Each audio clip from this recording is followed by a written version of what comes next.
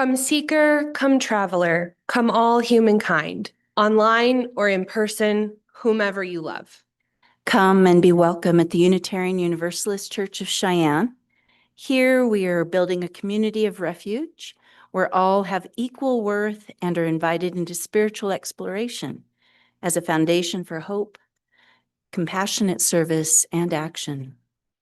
This is a place where questions are encouraged, a place with room for all of who you are. This is a place full of works in progress, a place for being human together. Welcome. It is good to be here.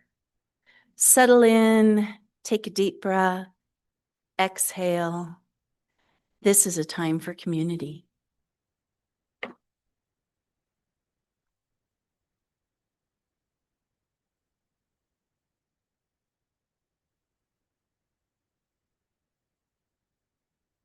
Hi, my name is Carol Bowles. I'm a member of the board, and I'm here to welcome you to this church where we are on a shared journey to find meaning, connection, and community together.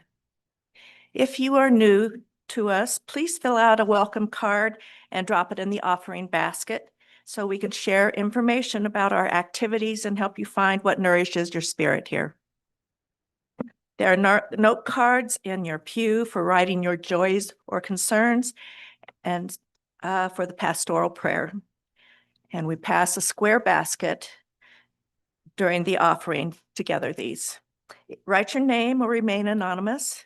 You can write "do not share" on the card if it's something you want held in care by our minister and pastoral care team, but not spoken aloud. Many activities and events happen each week in the community, and here are a few coming up. The 2026 service auction is fast approaching. It's next month, early next month. Do you have something to donate? Sure you do. Don't have stuff to make a basket? Well, that's why we call it a service auction. Maybe you can offer a few hours of babysitting, a free one-on-one on how to do an oil change, dinner and drinks, guided hiking, baked goods, handmade items, or more. Get creative and ask around. There's bound to be someone here who recognizes your strengths and can help you find a way to donate. And don't forget to fill out a donation sheet in the yellow box in the foyer. When you've decided what you'll be giving, you'll also need food donations, spring salads, hors d'oeuvres, and desserts for the night of the auction. Sign-ups are available by the yellow box in the foyer. Okay, and we hope to see you all there, and it's a great time for all.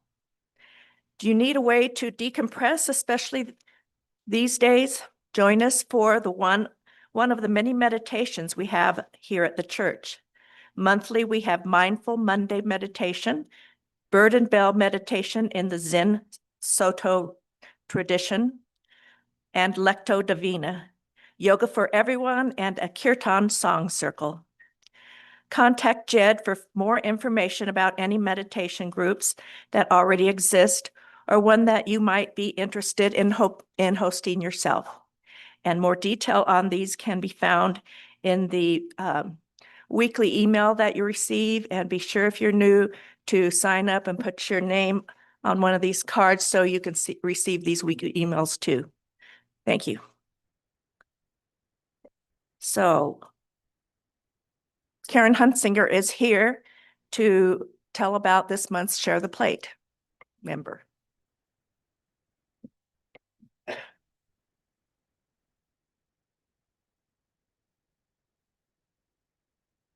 We gather in person and on Zoom each week, giving from our resources to sustain the work of this church and share the abundance with community organizations, broadening the reach of our values. You can find the text to give number in your order of service, or use your Realm app for electronic giving, or your Share the Plate offerings and pledges may also be dropped in the baskets in a few moments as they pass. Our Share the Plate partner for February is Wyoming Equality. Let's welcome our guest, Sarah Burlingame, to tell you about her work.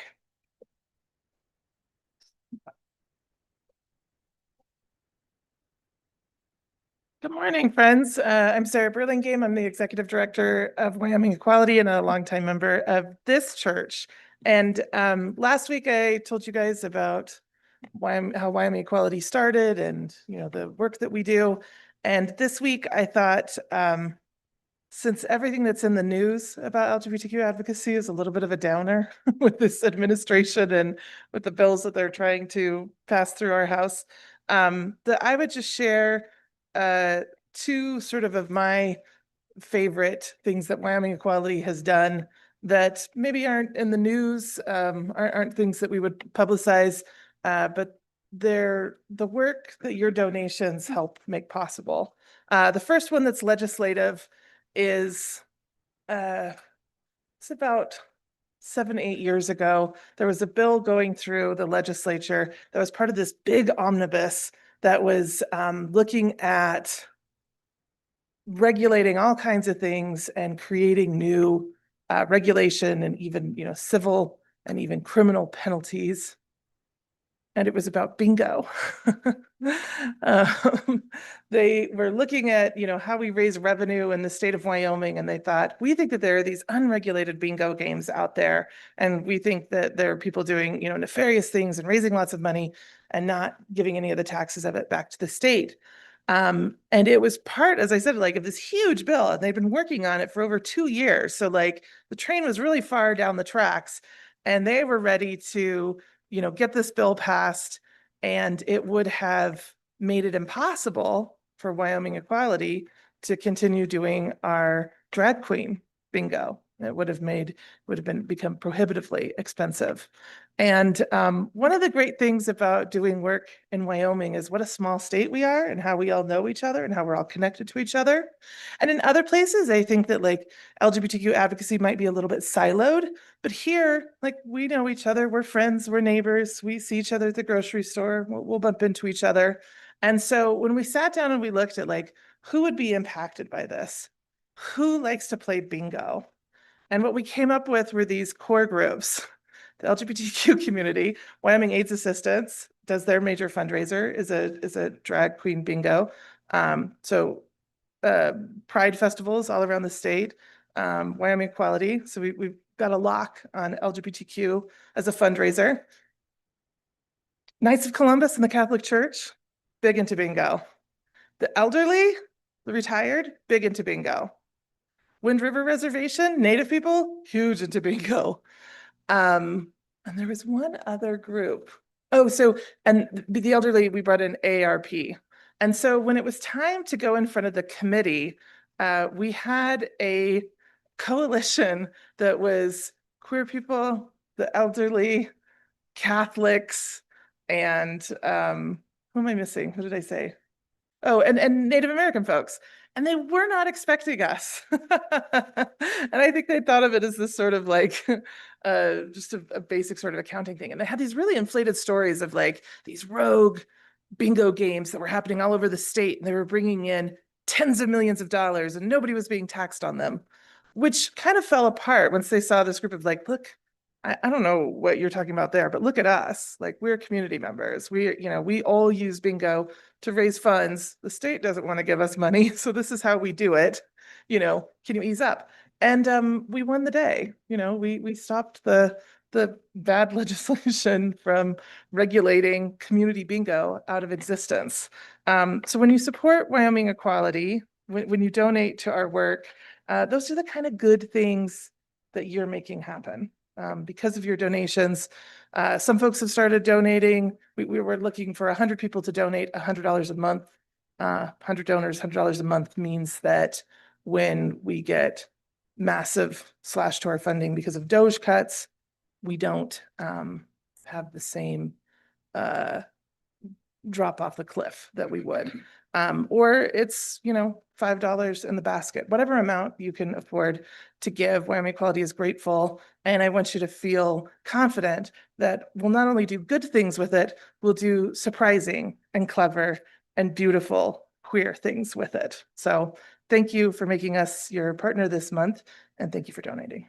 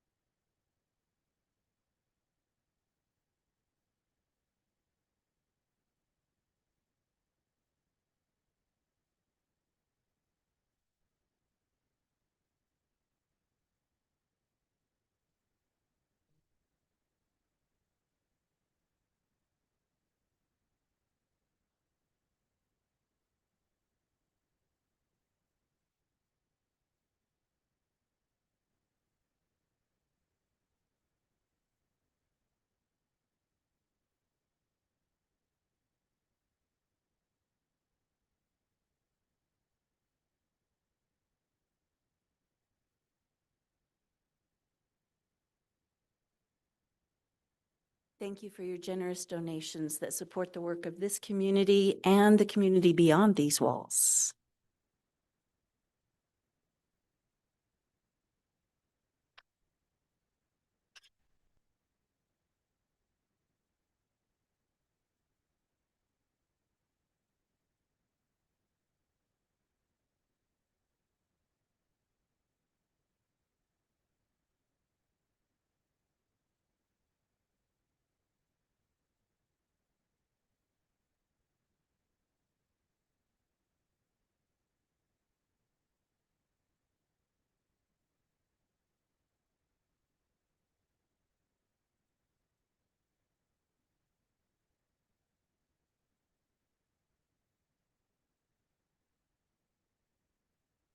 Our call to worship is from A Language of Love by Erica Hewitt. And in this, I'm going to ask you to please join me in affirming each of these statements with the shared response, "We speak the language of love." And when I'm ready for you to say that, I'll do this with my hands. That means it's time to say, "We speak the language of love." Excellent. We arrive from many different experiences and backgrounds. Some of us have trouble speaking. Others are so young that they're still learning to talk. Some of us speak English as a second language, and others of us can speak several foreign languages. All of us share this in common. We speak the language of love. We arrive from many different experiences and backgrounds.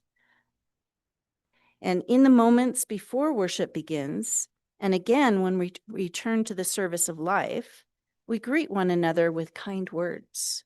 We chat about the days behind us and days to come, and we speak the language of love.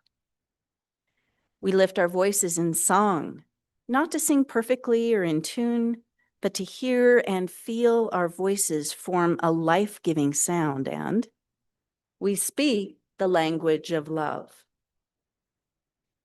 We form a web of compassionate listening when individuals among us embodying vulnerability name the fears that grip their hearts and the joys that buoy their spirits. We speak the language of love. At times, our voices clash. We disagree. Tension enters our voices as we make room for different beliefs, different opinions, different perspectives. Through it all, it's our intention that we speak the language of love. In this congregation, we welcome a multiplicity of truths and invite them to be named out loud. We prophesy, summoning the age when justice and peace will be evident and all around us. And we speak the language of love. Let us worship together, making room for one another as whole beings, tender hearts, hungry spirits, and curious minds. With our actions and with our words, we speak the language of love. And now for our opening hymn, I invite you to open your gray hymnals and rise in body or in spirit to join us in singing number 34, Though I May Speak with Bravest Fire.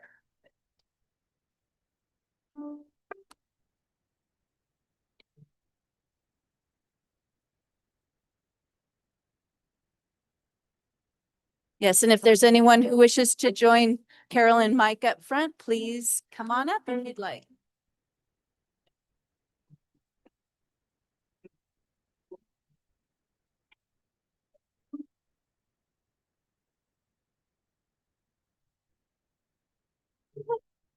This power and of the King, who all is Lord.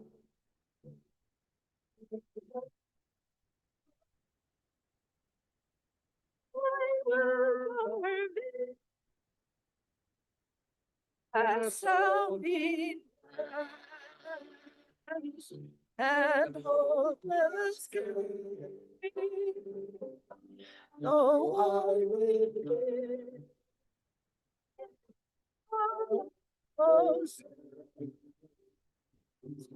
and strive each soul. My love,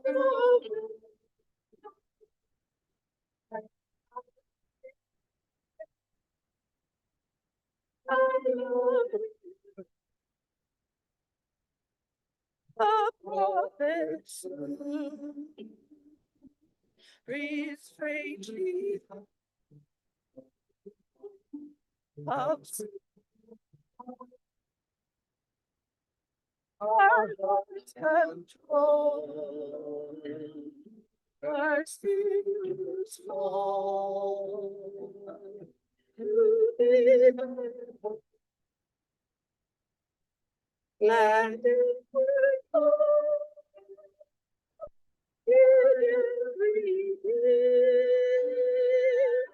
by this we worship and are free.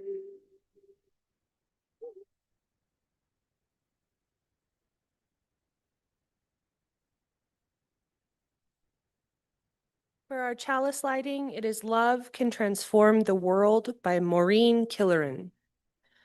Love is the aspiration, the spirit that moves and inspires this faith that we share. Rightly understood, love can nurture our spirits and transform the world. May the flame of this chalice honor and embody the power and the blessing of the love we need, the love we give, and the love we are challenged always to remember and to share.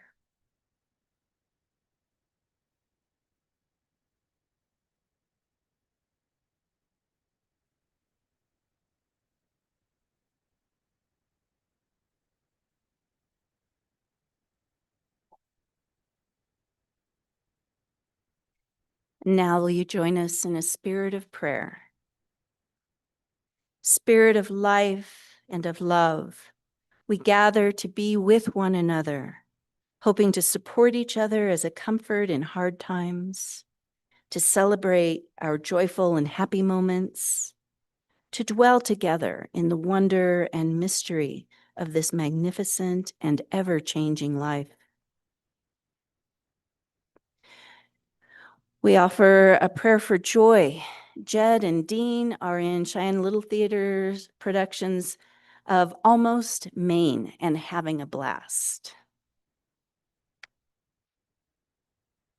And we offer concern for all those throughout our community and the world who are struggling with emotional issues, with physical issues, with feeling accepted in their communities, for feeling accepted in this world, for those who are living in war-torn areas despite peace agreements.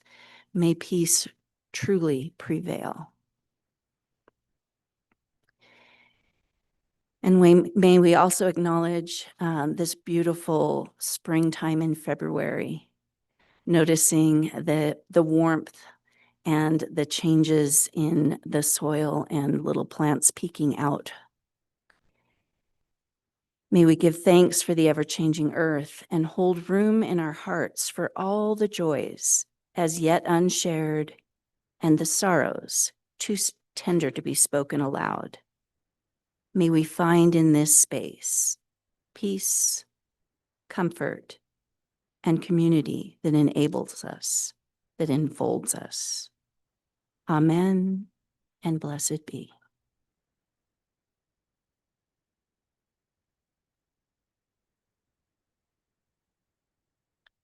And now, if the young or the young at heart would like to join us on the chancel at this time, we invite you to share in the leadership of speaking our covenant in unison before the time for all ages. Come on up. Come on up. I'm not doing story time alone. The words to our covenant may be found on the inside cover of your order of worship. And we begin with, love is the spirit of this church and service its cause. This is our covenant, to dwell together in peace, to seek truth, and to help others.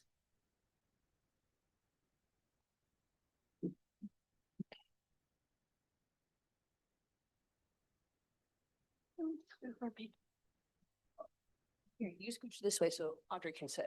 Oh, perfect. Hello. Thank you all for coming up here. Yes, good. So our message for all ages is a Valentine of Caring. It's a ritual designed by Lynn Cox. As Unitarian Universalists, we stand on the side of love in many ways. We live our UU values through acts of caring and service, both large and small. In our families, in our friendships, in this congregation, in our schools, in our workplaces and neighborhoods, across the country and all over the world, our acts of caring and service make the spirit of love visible and tangible. When you entered the sanctuary today, many of you received sticky notes inside the order of service. Maybe you noticed it, maybe you didn't. There should be one. If you do not have one, Jed has some extras. I don't see Jed in, oh, yep, Jed came up front. Jed has some extras. If you don't have one, let him know, raise your hand, and he will bring one to you. Cool. And you may also borrow a pencil to share with others in your row. So on your sticky notes, write down one act of caring and service that you have done in the last year, or maybe even in the last week. If it's easier for you, draw a picture of how you care and serve. We'll name some ways to make love tangible in case you need ideas. And if you are on Zoom, you can post your acts of caring in the chat, and our AV tech Josh will write them down and we'll process them the way we're going to do them in a moment. So some other ways that you may have done an act of love or caring.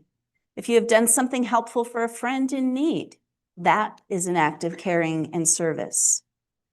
When we send a thoughtful card, give someone a ride, bring food to a neighbor in their time of grief, hold someone in prayer or meditation, take notes for a classmate who is sick, model and remind each other about covenantal behavior. We are creating a Valentine of caring. If you've been kind to animals, this is an act of caring and service. When we offer birdseed in the winter, care for our gardens without pesticides in the summer, walk our dogs, play with our cats, volunteer at the animal shelter, cleaning up after our pets, planting flowers for bees and butterflies, we are creating a Valentine of caring. If you have offered public witness for a more just, equitable, and fair world, that is an act of caring and service. When we help people to register to vote, write to our legislators, speak up for equality, learn about racial justice, sponsor and protect refugees, build coalitions for change, we are creating a Valentine of caring.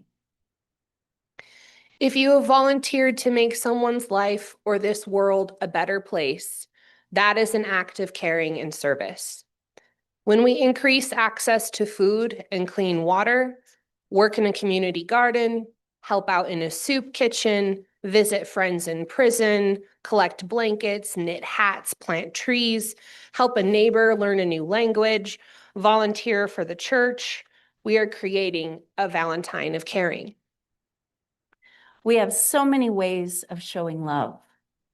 Write yours down on a sticky note or post it in the chat if you are on Zoom.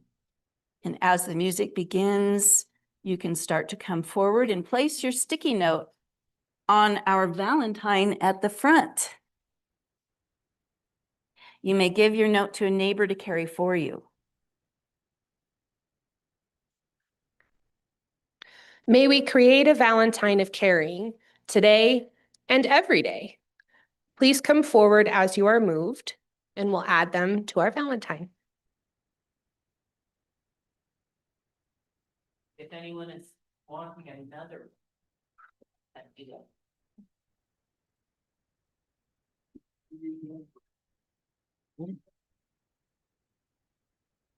Thanks, I think.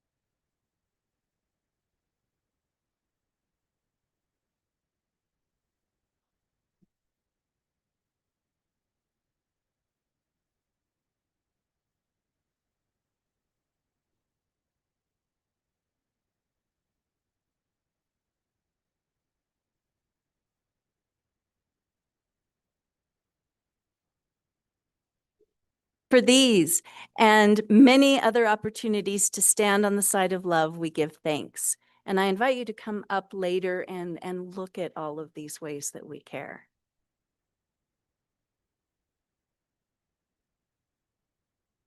Our sacred message today is loving and being loved by Enfleshed. It is a queer ministry resource for people of faith who are finding their way back to a divinity that includes all ways of being and loving. As part of this reading, we invite you to speak together the refrain, "This is loving and being loved." So just like before, I'll put my hands up like this, and we say, "This is loving and being loved." To become is a lifelong process. Nothing is constant, not even the self. We evolve in the midst of narratives meant only for some, and ways of being made narrow by fear and power.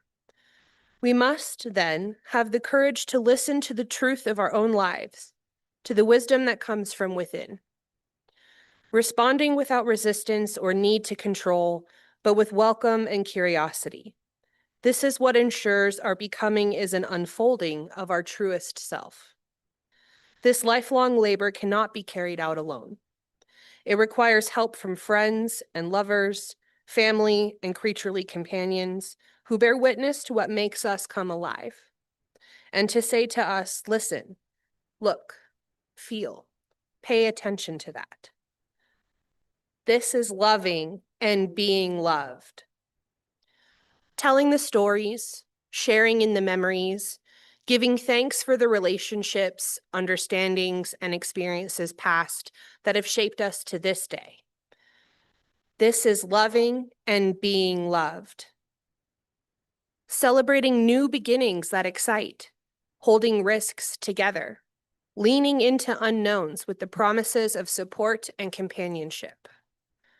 This is loving and being loved.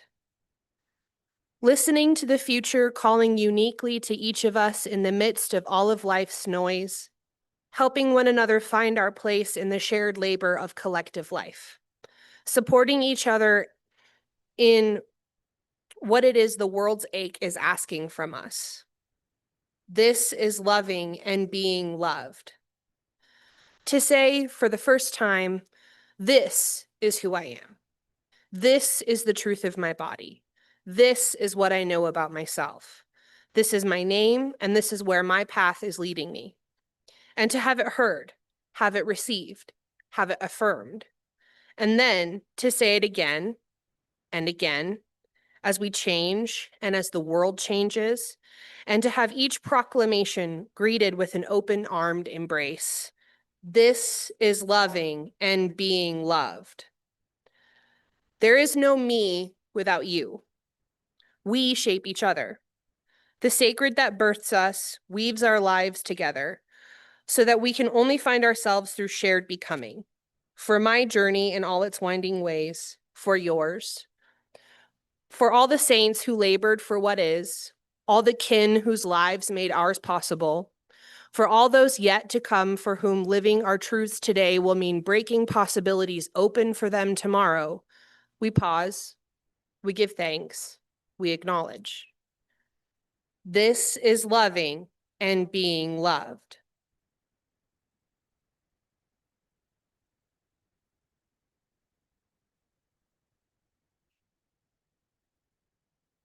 So our core reading for today is our UU response to ICE in Minneapolis. On Sunday, March 7th, 1965, Alabama state troopers attacked 600 unarmed protesters as they walked across the Edmund Pettus Bridge outside Selma in an attack that became known as Bloody Sunday. The following day, Reverend Martin Luther King Jr.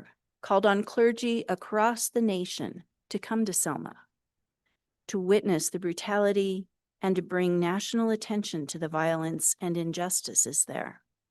In his call to clergy, Dr. King wrote, "No American is without responsibility. The people of Selma will struggle on for the soul of the nation, but it is fitting that all Americans help to bear the burden. I call, therefore, on the clergy of all faiths to represent every part of the country to join me for a minister's march. In this way, all America will testify to the fact that the struggle in Selma is for the survival of democracy everywhere in our land." the struggle for the survival of democracy continues today. In January, Immigration and Customs Enforcement, better known by their acronym ICE, came in force to Minneapolis and St. Paul to conduct sweeping raids on Somali Americans and others. They have terrorized the Twin Cities. When faced with nonviolent protesters and observers, they've responded with pepper spray, tear gas, and bullets. In response to the escalating violence, faith leaders have once again been called to witness. In 1965, clergy responded to Dr. King's call. Today, clergy are again responding to the call. UU ministers and other religious leaders from across the country have come to Minneapolis to bear witness to the ongoing injustice. As Side with Love writes, Our faith calls us to affirm the inherent worth and dignity of every person, to side with love, and to work for justice. We go to Minneapolis because when our neighbors are under siege, when mothers are dying from fear in their own homes, living our principles demands we show up. We go to bear witness, to use our bodies and our covenant to say, not here, not in our name. not all of us can go to Minneapolis to bear witness, but our response to the injustice must be as a community, not as individuals. No one of us is powerful enough to fight the oppressions we are experiencing, but together we can respond powerfully. Some of us witnessing in person and others supporting at a distance, but all of us answering the call. All of us can respond in some way.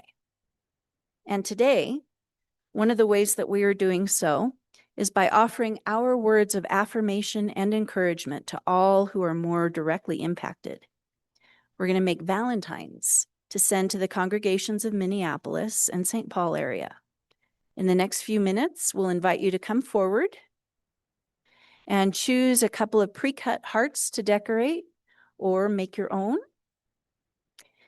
Make your own. Okay.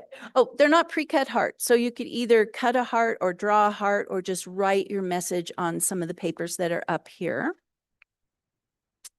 And we're going to send a selection of these to each congregation in Minneapolis and St. Paul following the service. Offer a prayer of affirmation, a short poem or sentence saying something that's encouraging and uplifting. And then feel free to decorate as you like. You might write something like, "We are with you. We offer our hearts to the cause of justice." Our love surrounds you and your congregation. Be blessed, be loved, be strong. Courage, beloveds. We are so grateful for you. When you're ready, you can go ahead and come forward and get a few supplies. You can either take them back to your seat or do your crafting right up here. And then place your heart in a basket. I might need more. We need a bigger basket. I suspect we may need a bigger basket.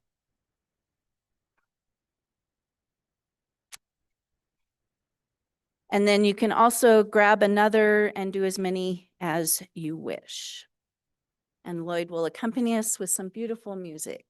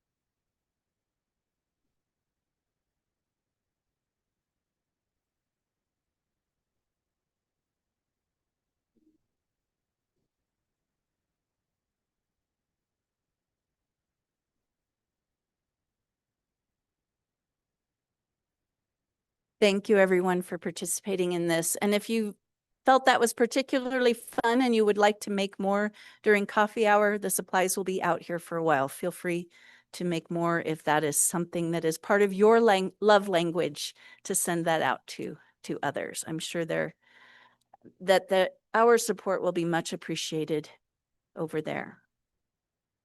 And now let us please rise in body or in spirit and join us in our sung response. Number 131 in the gray hymnals, Love Will Guide Us. And if you want to come and help the leadership of the hymn, feel free to come on up.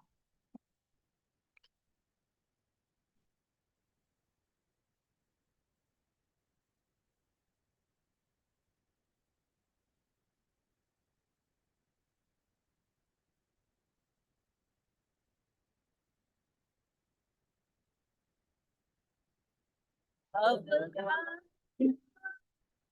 Jesus Christ. Will lead the way.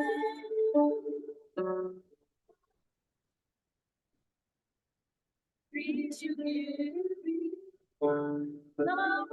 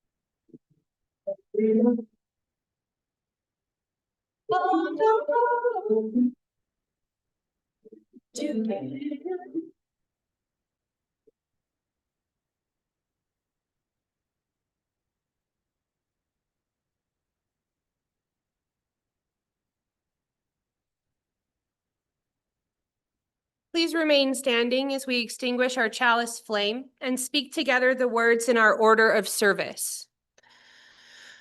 We extinguish this flame, but not the light of truth, the warmth of community, or the fire of commitment. These we carry within our hearts until we are together again.